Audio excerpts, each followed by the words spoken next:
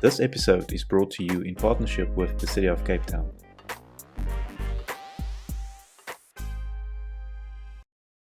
Michael Webster is Executive Director for Water and Waste at the City of Cape Town. We'll be discussing the city's water strategy, their thinking and future plans. But before we get into that, Mike, welcome. Give us a brief introduction to your role and background. Thanks a lot, Dan. It's great to be with you on Future Cities Africa. This is a topic I care a lot about and something that I've worked on professionally for most of my career. I'm currently Executive Director on Water and Waste for the City of Cape Town, and I've had that job since December 2019. And prior to that, I was Director of Water and Sanitation. This makes me accountable for the Water and Sanitation Department as well as the Solid Waste Department in the city. It's a big department. We've got 4 million customers of Cape Town, 20,000 kilometers of pipeline, over 4,000 staff, a 7 billion rand budget.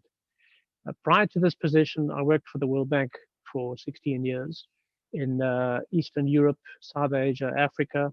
I have 25 years experience in the sector, but originally a civil engineer from UCT with postgraduate qualifications from Loughborough in the UK and Princeton University in the US.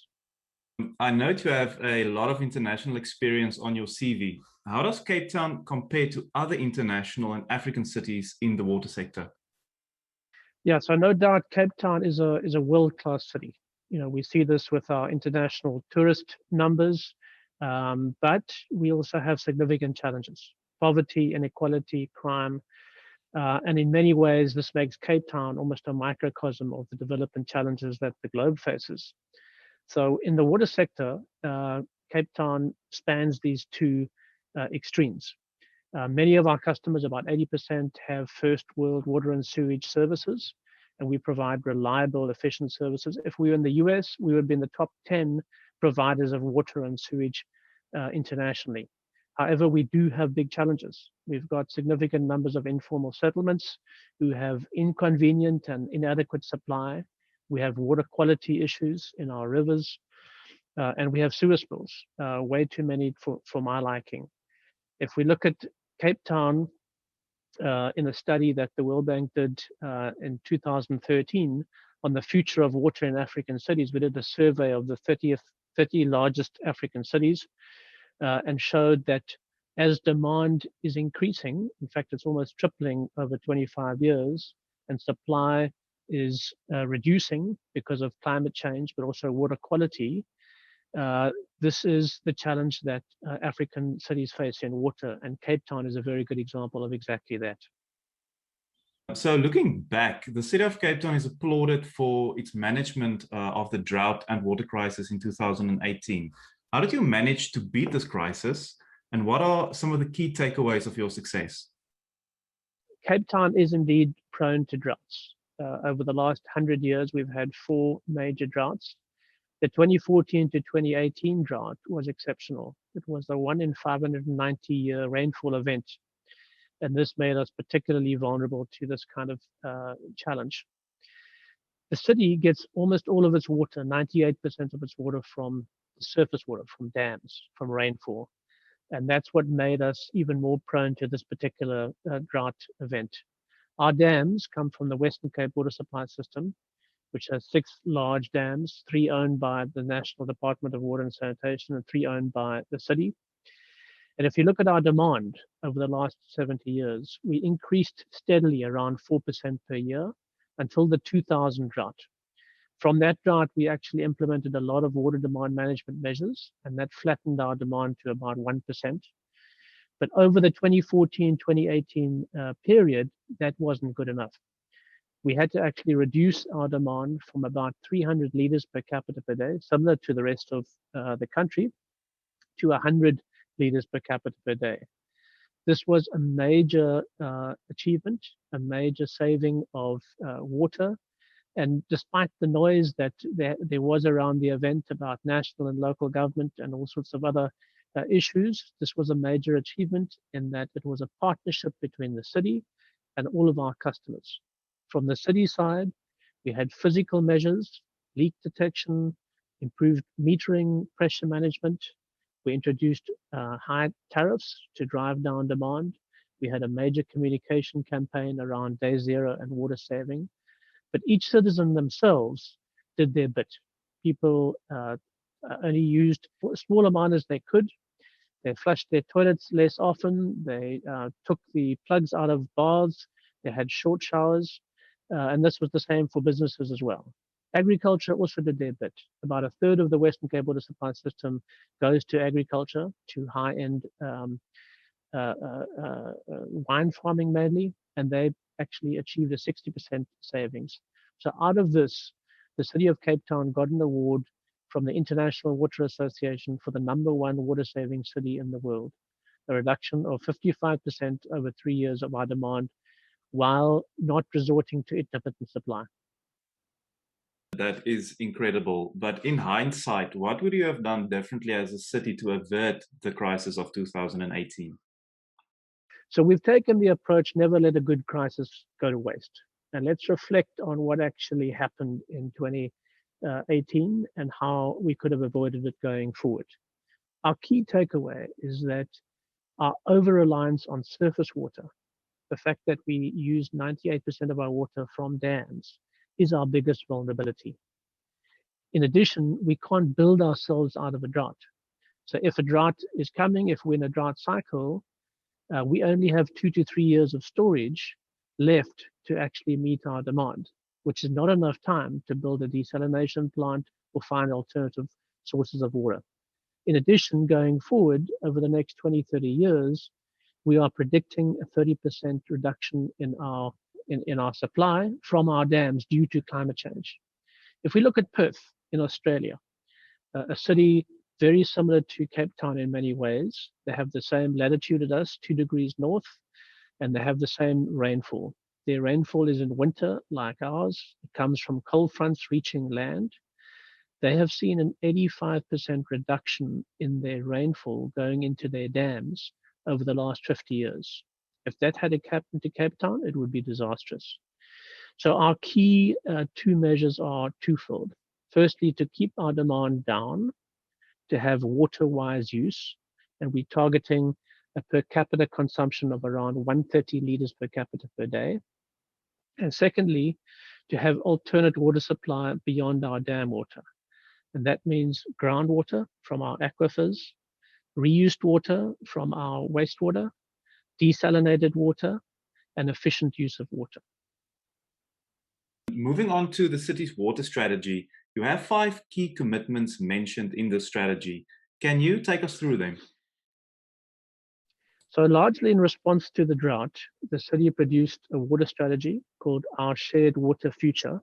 And I would encourage all listeners to go and look at the strategy online. It's at www.capetown.gov.za/thinkwater.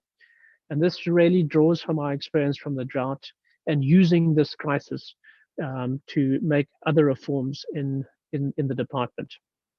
Our vision is achieving a water sensitive city by 2040 and a water resilient city by 2030. So that focuses on the resilience, on inclusion, and on sustainability.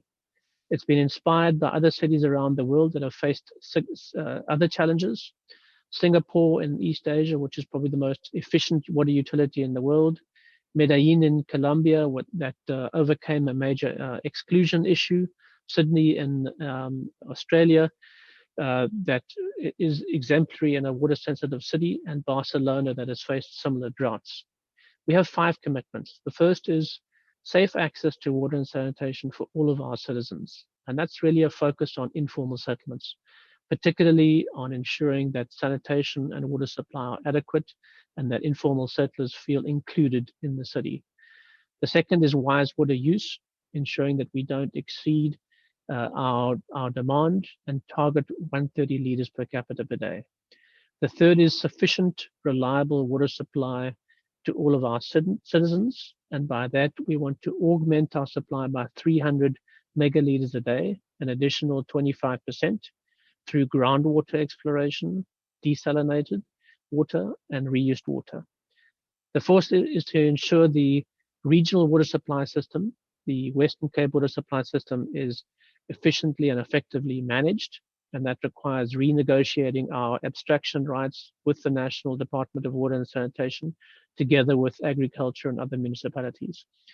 And lastly, this transition to a water-sensitive city, which is really a transformed relationship with our water.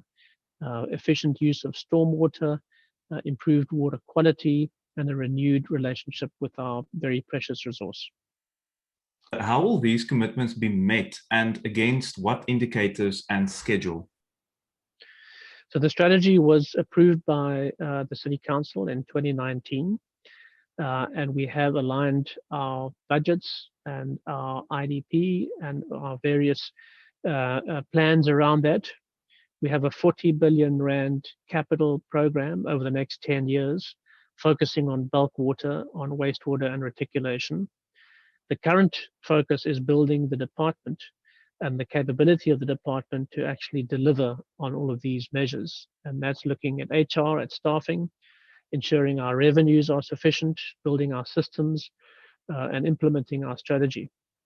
In the medium term, by 2030, we have a goal of water resilience, and that is around our alternate water supply systems, our 300 megaliters a day of additional capacity by 2028, upgrading our major wastewater treatment works to improve our water quality, and upping our pipe replacement program. At the moment, we are underinvesting in both our water and sewer reticulation systems, and this needs to be increased by 2 or 3-fold over the next 10 years. In the longer term, by 2040, our plan is to actually revitalize our whole supply and clean up our river systems. We have 21 rivers in Cape Town. Some of these are highly polluted, like the Dip River and the Soot River and the Dyser River. The transition plan has targets for eight programs around non-revenue water to ensure our leaks are reduced, plans around sewer spills to reduce our number of sewer spills per day, programs on water quality to reduce the pollution in our river system, ensuring our tariffs are affordable to our customers, ensuring that the department itself has a customer orientation and that we're responsive to customer complaints and managing our customer interface better. I notice many of these targets are long-term. What progress have you made to date? So a key element was the development of the strategy, which I mentioned already, together with an implementation plan for the strategy. The implementation plan has 8 transversal programs spanning the full department. We've also hired 4 new directors, and each director has responsibility for 2 of those transversal programs. We restructured the water and sanitation department. We had 11 branches. We've now got 13. We've added a customer services branch and a capital and contracts management branch to make sure that we are spending efficiently and effectively on our capital program. We've also started the new water program. So this is the additional water supply augmenting our resources. We've implemented temporary desal and temporary reuse plants to learn the technology and ensure that we are able to deliver this alternate water supply. We've done extensive groundwater exploration in the Cape Flats Aquifer, in the Table Mountain Group Aquifer, and in the Atlantis Aquifer. Have drilled over 100 boreholes and are already abstracting groundwater from these aquifers. We've started clearing our alien invasive species in our catchments, as this is actually our cheapest source of water because a lot of the catchments are being degraded from alien invasive species. We've also made progress against our wastewater treatment works. A lot of our wastewater treatment works do not meet their license conditions. About 80% of them meet their license conditions, and we've started a number of major upgrades in the Zandvliet wastewater treatment works, Potsdam, Athlone, and others. We've also made extensive operational improvements to some of our wastewater treatment works, such as Potsdam. A lot of focus on sewer spills. We recognize that our pump stations and our sewers are not performing optimally, and this requires significant investment and operational improvements, but also looking at the financial sustainability of the department itself. That's reliant on our tariff revenues, as well as ensuring our collections are adequate and that our collection rates are up to 95%. And lastly, on maintenance, this is an area that can often be ignored. Maintenance of our assets, of our infrastructure. The percentage of our total capital program that we spend on maintenance needs to be increased, and this is what we are focusing on at the moment. So on the technology side, what key technologies are you looking at to help you achieve your vision? So the new water sources outside of surface water, outside of our dams, require a range of new technologies, some of which are used internationally and some of which are used locally, but none of which Cape Town has really done at scale. The most important is probably desalination. We have done temporary desalination plants in Monwa, BC, Strandfontein, and the V&A waterfront. But we've recognized that desal water is probably one of our main sources of water in the long term. It is expensive. It does require technical capability to properly procure and manage these plants. We have identified a new permanent plant that will be 50 to 100 megaliters a day, either in the harbour site or in the Melkbos Strand area. And we're also consulting with National Treasury on whether this should be done as a public-private partnership or should be done in-house. We hope to get our first water from that permanent desal plant by 2028. Second, technologies around groundwater. So we've got extensive groundwater exploration, and this is going into building our long-term augmentation program around fully exploiting our aquifers. The third is reuse. Reuse is one of our most exciting new sources of water.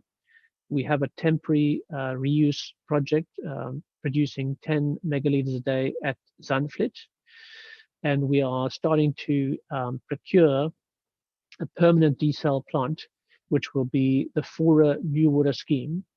This, when constructed, will actually be the biggest potable, direct potable reuse plant in the world by far. So we're very excited about that and are learning the technologies necessary to properly run that. In wastewater, a lot of R&D and procurement around sludge treatment. This is a new challenge for the city and for our 23 wastewater treatment plants, and are ensuring our biological treatment processes are adequate. A lot of decision support schemes, for example, in bulk water, around our extensive bulk water infrastructure. Unlike other cities that have water boards, the city of Cape Town actually controls our own bulk water supply to a large extent, and this requires quite sophisticated technology. Metering, we're also looking at automated meter readings and advanced metering infrastructure. This would be state-of-the-art AMI technology to improve the customer experience and to improve the efficiency of our meters.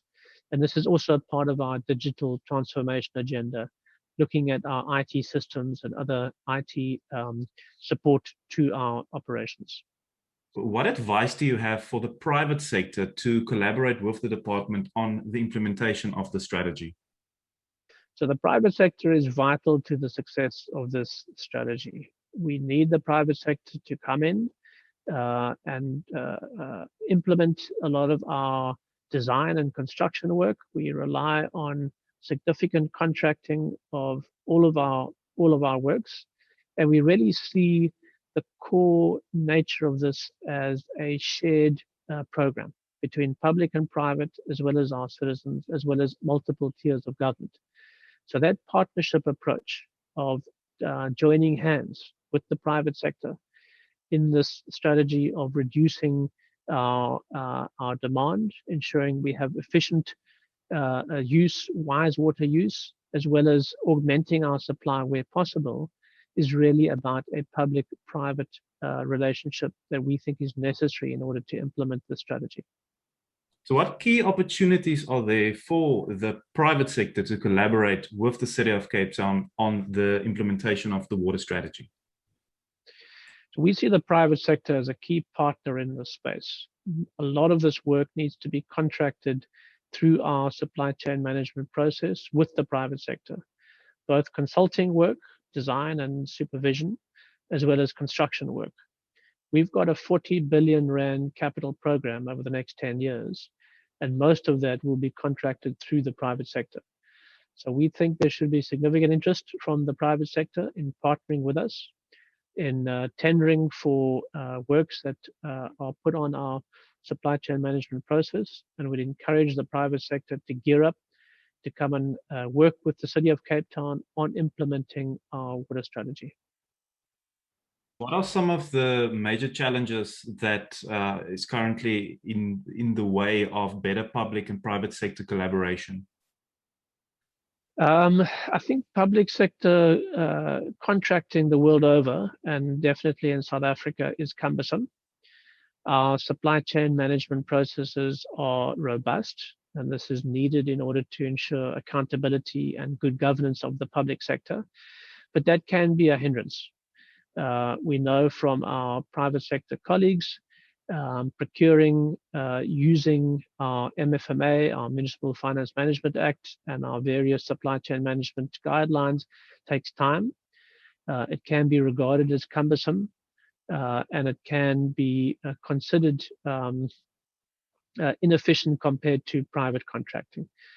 So we do recognize that that has been an impediment. We are ensuring that we are as efficient and professional as possible in our procurement processes, and we'd encourage private sector that has the capability and that share this vision with us to contract with us where appropriate. And then lastly, knowing what you know now from all the various water shocks that you've experienced, day zero, the water quality, and most recently the pandemic, what advice would you give to other cities grappling with their water management? So Cape Town has realized that climate change is real. What we faced in 2014, 2018, a 1 in 590 year rainfall event, will happen to other cities. We've seen the effects of this in Perth. We've also recognized that we need to get ahead of this. We can't build ourselves out of a drought.